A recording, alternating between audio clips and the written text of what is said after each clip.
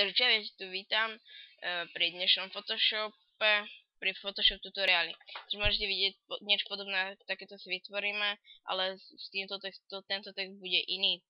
Takže otvoríme si Photoshop, ja mám Photoshop CS6, takže prvý si vytvoríme ako kruh, klikneme na tlačítko U, alebo pravým tlačítkom na toto tu a vybereme si elipsu. Vlastne vidíte, keď nič nedržím, len som stlačil ľavé tlačítko, tak môžem urobiť všelijakú elipsu, ale keď tlačím Shift, tak vidíte vlastne, že sa mi vytvoril kruh. Takže držím Shift a potom ich naraz pustím a mám kruh. Mám ho čierny, ale to vôbec nevadí, lebo ale to vôbec nevadí. Alebo si tú farbu môžeme zmeniť pomocou... Sakra, kde sa mení farba? Aha, dobrá, takže... počkaj, tu je layers. Tak, klikneme na toto dvakrát pravým.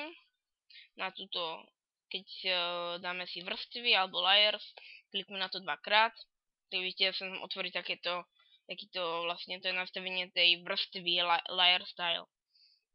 Dáme si color overlay, to je vlastne farba, prekrytie farbou alebo tak niečo a tu si vyberieme akú farbu chceme. Takže ja si dám, takúto farbu, alebo môžeme dať prekrytie prechodom si môžete dať ako chcete. Všelijaké farby sú tu predvolané, ale sami si môžete nastaviť. Vidíte, môžem si dať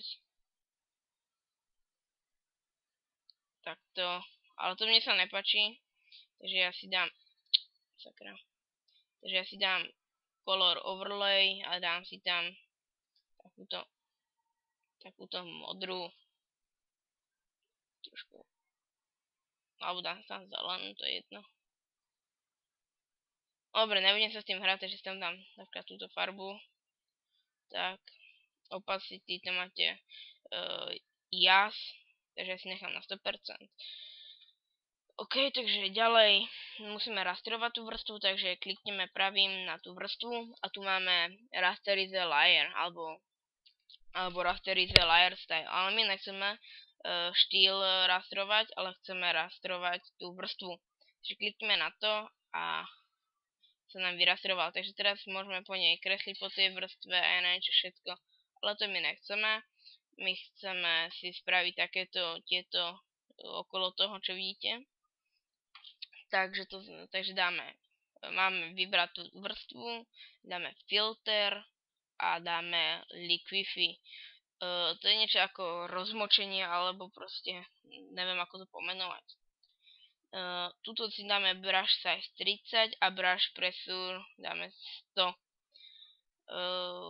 Advanced, alebo si môžete nastaviť presne podľa môjho advanced dôležitého nastavenia, ale to je v podstate jedno. Takže máme tu ten kruh a začneme takto po ňom hociak myškou a vlastne sa nám vytvorí to, čo chceme, alebo môžete ísť takto pekne do kruhu a tak sami si to pekne vymodelovať, ale to už potom nie je také pekné, alebo nehovorím, že toto je pekné, hej, ale no proste to je jedno. Takže keď to máte, tak dáme OK, ja sa s tým teraz nebudem hrať a vidíte, teraz môžeme zobrať brush ako brush alebo tento nástroj a keď klikneme sem na toto, tak tu si môžeme vybrať, ale ja si vyberám tento a držím držím Alt a práve tlačítko myši a môžem to takto zväčšovať. Takže ja si to zväčším asi takto a prsknem sem, zmenším, sem, ešte zmenším, sem, teraz trošku zväčším. To nie je presne také rovnaké, tak to zmením trošku. Ešte sem, tu zase zväčším, dajme to, zmenším. Dám to sem a mohlo by to takto byť podľa mňa.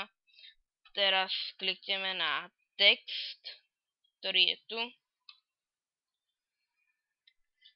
Kliknem hoci kde, to je zatiaľ jedno. Napíšem tam design, tu si zväčším písmo, aké chcem, ja chcem asi... najprv si musím označiť a ja neviem, aké písmo, asi takéto, možno trošku väčšie. Keď už ste takto ako dali, tak keď kliknete na toto tečko dvakrát, tak sa vám hodí nastavenie toho písma. A keď kliknete toto je, tak to je rozšírenie písma, tu si vlastne môžete nastavovať tú veľkosť. Tak. A možno si môžem zmeniť aj písmo, ale ja si nebudem meniť. Tam nechám to Metal Lord LCD. No a nechám ten Metal Lord. Tak. Tu si môžete ešte všeličo meniť výšku písma. Ja si nechám tých 100%. A potom aj šírku písma. Ja si tiež nechám tú 100, lebo to nesme roztiahnuté. Hop. A potom teraz neviem, ktoré to je, ale to je tuším ono. Áno, medzery medzi písmami, čo je tiež podľa mňa dobré. Si dám na 100, či na 0. Áno, na 0. Tak, tu si zmeníme farbu. Ako chceme. Tak aby sa to tam hodilo, tak si dáme takú moc.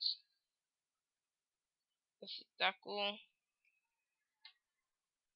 Asi môžete nastaviť všelijaké kurzívu, tučné písmo, počiarknuté, všetko, prvé veľké, ostatné všetko malé, všetky veľké a proste všetky takéto debiliny, čo je teraz nepodstatné.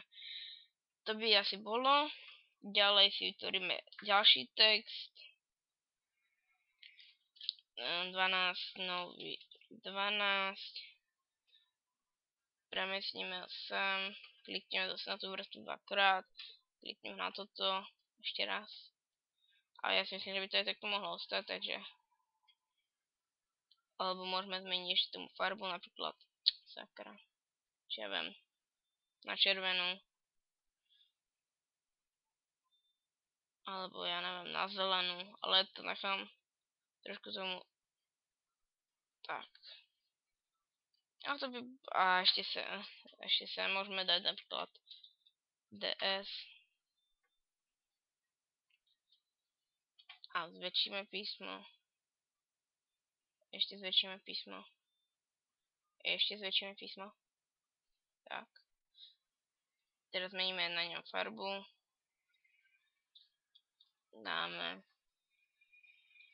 Tak, toto môžeme zatvoriť. Už dáme CTRL-T. Túto úpravu. Môžeme si ho všelijak nakloniť, ak chcete. Ja si ho asi dám takto. A môžeme takto zväčšovať. Ale ja ho nechám asi rovno.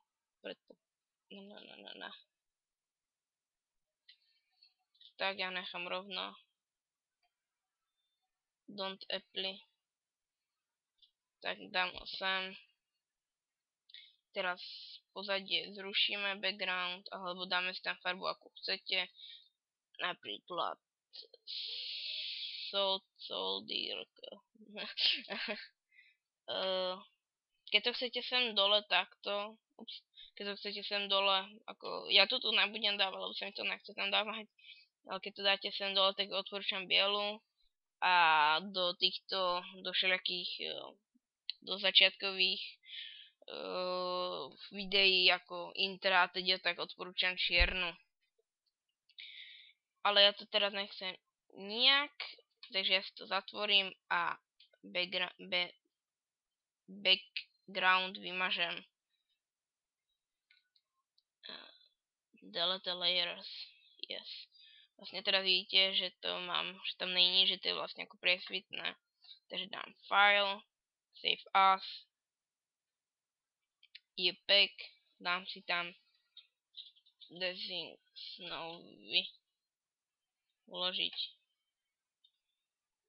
Mate known, maximum scan, OK. Teraz keď sa pozriem, mal by som to mať tu. Áno, to je ono.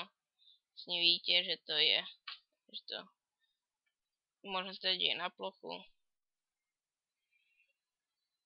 Stať ako pozadie a vlastne vidíte, je to ono, takže toto ja sa sa učím a čau čau.